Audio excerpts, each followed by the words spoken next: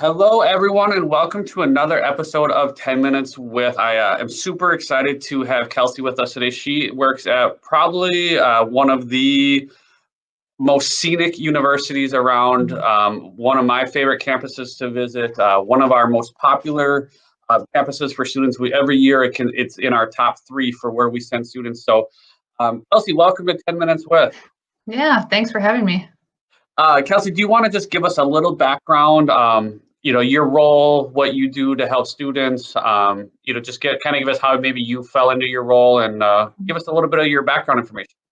Yeah, so I'm a regional admissions counselor for UMD. So I actually live in the Twin Cities area. This is my sixth admission cycle with UMD already, so it's gone by really fast. Before I came to UMD, I actually was at Ridgewater College, so I kind of worked with a variety of transfer students, as well as at the four-year university. And in my current position, I work with both transfer students and incoming first-year students. So it's kind of nice to be able to work with both populations of students. I work specifically with Anoka, Ramsey, and Washington County. I always love visiting Andover. I'm super bummed with COVID. I can't physically be there this year, but hopefully next year. I am originally from Ely, actually, so like 2 hours north of Duluth. So for any of you who are into like the Boundary Waters camping, that's my hometown. So I spent a lot of time in Duluth growing up. I actually did not attend UMD.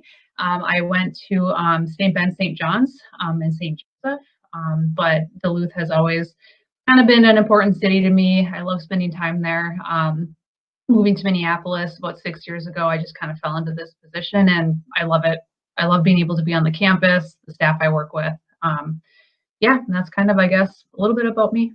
And that's awesome to hear because like it gives you that 2 year experience with Ridgewater, then you had the 4 year private with where you went to school, and then now your work at UMD. So that's a super. I mean, it's got to really help you in your day-to-day work of kind of just offering perspective to students, different, finding the right fit and all of those things. So kudos to you. And of course, I always love to hear when reps love to come to Andover. So yep. Thank you for saying that. Let's maybe start with the beginning, or the obvious question. How has COVID? I know you said you're at home in Minneapolis, but what is campus like right now for students? How has COVID-19 impacted the students and even the staff and just the community of UMD? Yeah, so it is much quieter, unfortunately. It's, I usually have the opportunity to go up to campus for different events. We recently had our virtual MEA event, and MEA is usually a huge campus visit for us. So to not be able to physically be up there was just weird. I was up there for a short amount of time just to drop some stuff off, and it was very weird to see how quiet the campus is. We still have students on our campus. Our residence halls are open, the dining center, like campus is open for students. The majority of our classes are hybrid right now. So a lot of our students either go physically to class for like a lab or maybe once a week.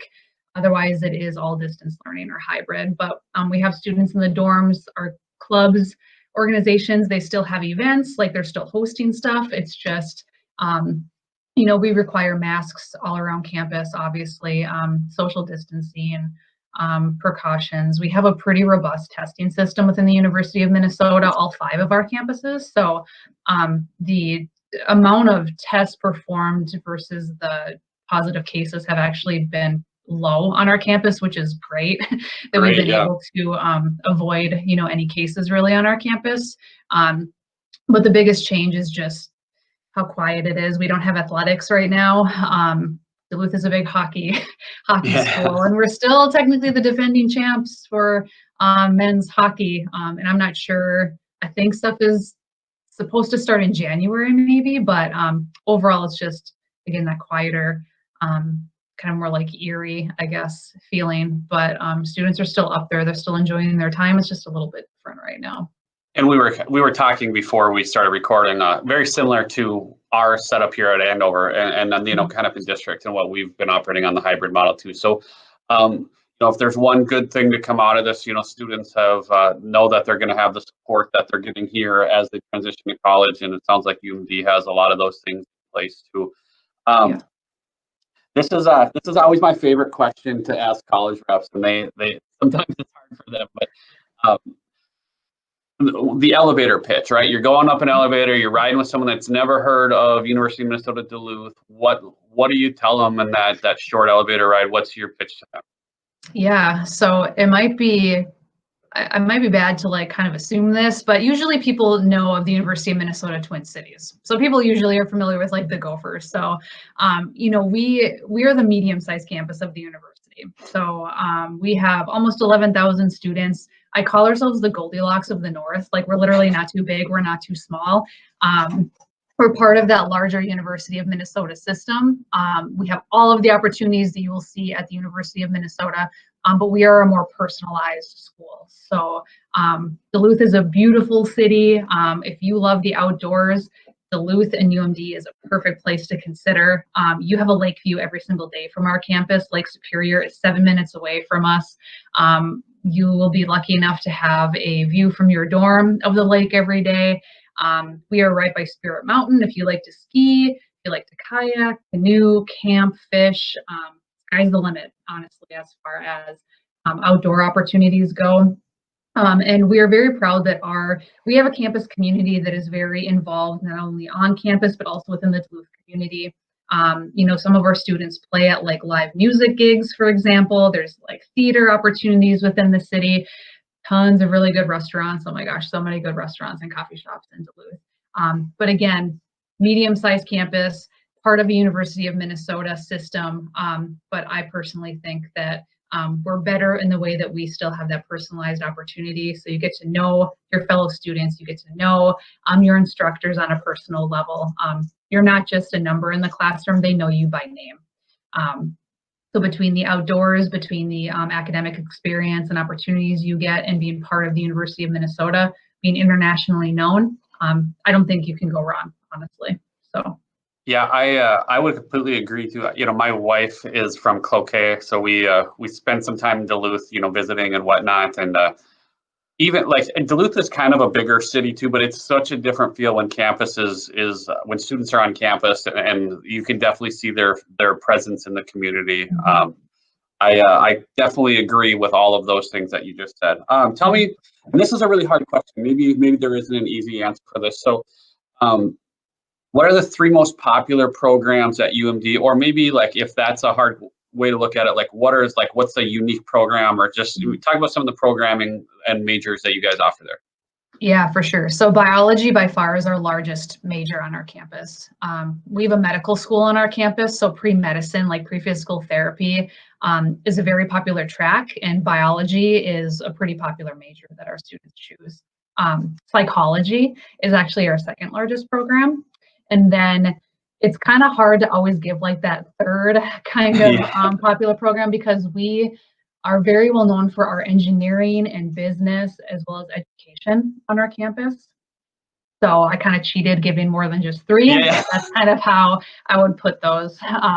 Those are the more popular majors that I see students be interested in when I work with them. So I told you it was a hard one. Yeah. Yeah. Yep. You talked about some of these things, but let's switch to student life. Especially with the Duluth area. What are some highlights, some things going on that you want to make sure to point out to our watchers or our listeners?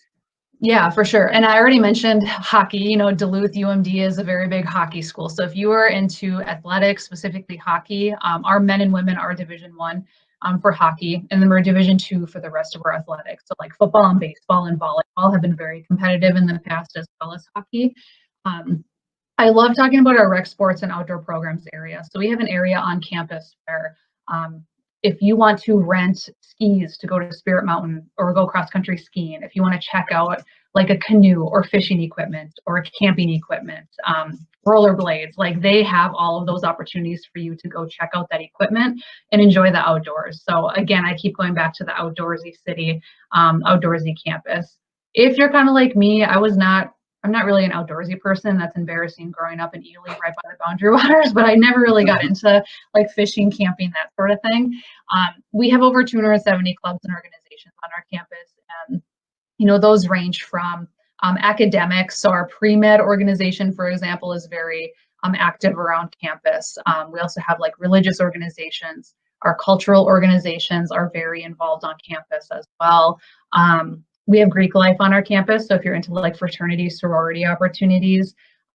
My favorite club to talk about is the surfing club. So you can surf on Lake Superior. Yeah. I talk about that all the time. So I had no idea you could do that. So one of our faculty members takes students out and go surfing every year, which is pretty cool. That's awesome. In the winter, some students go ice climbing, which a little too kind of dangerous sounding for me, but students love to do it. So we also have us in the Twin Cities campus. We both have a marching band. I think we're the only two in the state of Minnesota that have like a robust marching band. And then we also have like jazz band, orchestra. Our theater programs are amazing. You don't have to be a music major or a theater major to take part in those activities. Fun fact about our marching band, actually, like almost 80% of students in our marching band are science and engineering students. So that's kind of cool. Yeah. Yeah. I just love to hear all of that. You know, I'm a firm believer, and I say this all the time, that the college doesn't bring you the experience. You bring your experience to the college. So getting involved and finding your fit and trying things like the surfing club or something completely like out of your comfort zone is all about, that's what college is for. So yeah, I think should be a huge selling point for students. And I love to hear those kinds of things. Anything about UMD, about Duluth campus college that we missed that you want to highlight before we get into our best section, the rapid fire question? Yeah. I mean, the last thing that I would say, and really when I was in high school, I didn't think of stuff like this, but we don't have grad students or TAs lecturing in our classes. So despite being a little bit bigger of a campus, being like about 11,000 total students, our instructors, they're in every single classroom. So your biology lecture is not taught by a TA or a grad student. You're actually being taught by the faculty. Whereas in larger universities, you'll have to go talk to like the TA or that grad student teaching the class if you have any questions. On our campus, it's the faculty themselves. So we really pride ourselves in, again, that personalized learning opportunity and being able to actually talk with the instructor, basically, if you have any questions. So kind of like the last thing to add. Honestly, that's a great point, because high school students aren't like, they don't know that, right? Like their teacher is their teacher, so that's a fantastic point. And honestly, like I would advise anybody to, when they're visiting campuses, obviously it's different now with COVID, but if you can sit in on a classroom and see some of those things, I think that's a huge plus in your tour, and something that I think families should ask for. And most colleges are more than willing to do something like that. So, absolutely. Yep. Yeah. All right, let's switch gears here a little bit. Tell me. So again, rapid fire, not like fun, lighthearted.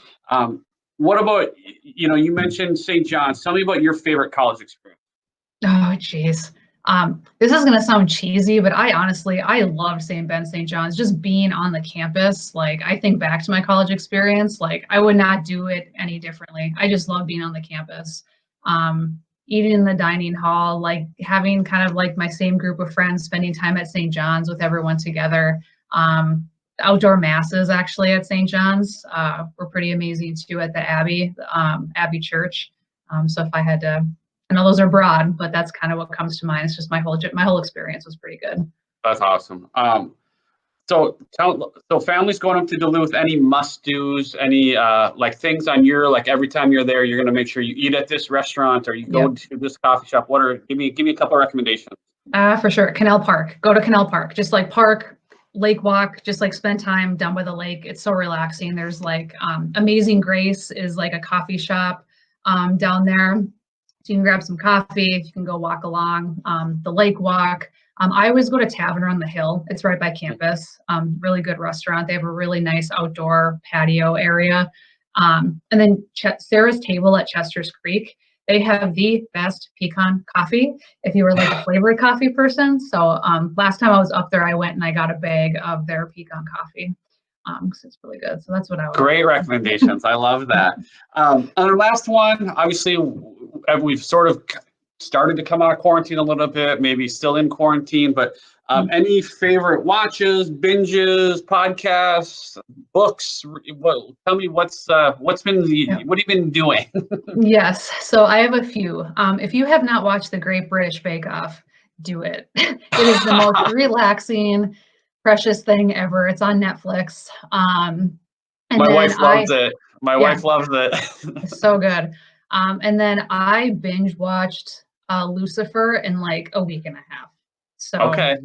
I don't know if you've heard of Lucifer. For people watching, it might just be kind of like silly that I'm recommending it, but it's a great show. The devil lives in LA and basically is just sick of being in hell, so he moves to LA and he becomes like a detective with the police department. It's really good. Like that makes it Okay. sound cheesy, but it's really good. And then I've been listening to for any like David Tennant fans, like if you're into like Doctor Who or anything like that, David Yeah. Tennant has his own podcast. It's just called David Tennant Does a Podcast, and he just interviews different people he knows and different like celebrities just to see what they're up to. So Cool. Awesome. yeah. Great recommendations. You are like one of the first ones we've had on that didn't say The Office. So congratulations. I've never seen The Office. Yeah. Don't judge me for it, but I never have. So yeah. So in closing here, I know the 10 minutes, it flies by. So in closing, any advice, any final thoughts, anything that you just wanted to share with anybody that might be watching? Yeah, the big point of advice that I give, especially for juniors and seniors still kind of looking at different colleges, like don't let the sticker price of colleges like scare you away from pursuing or like looking at that specific university. Because with financial aid and scholarships, there are so many ways to get those sticker costs down. So just don't let price scare you from seeing like maybe what your dream college would be or what options there are, because they're not out of reach. There's a lot of opportunities financial wise to help you with that. So that's kind of just what I remind students overall. Great advice. I think that's awesome. I always like to kind of put it in the start with the what's your dream and then narrow it down once you start to get more information. So yeah. Thank you so much, Kelsey. You're a rock star. You are top notch when it comes to admission reps. So thank you so much for the time. I appreciate you doing this with me and making it work. So thank you again, and we will see you soon. Awesome. Sounds good. Thanks.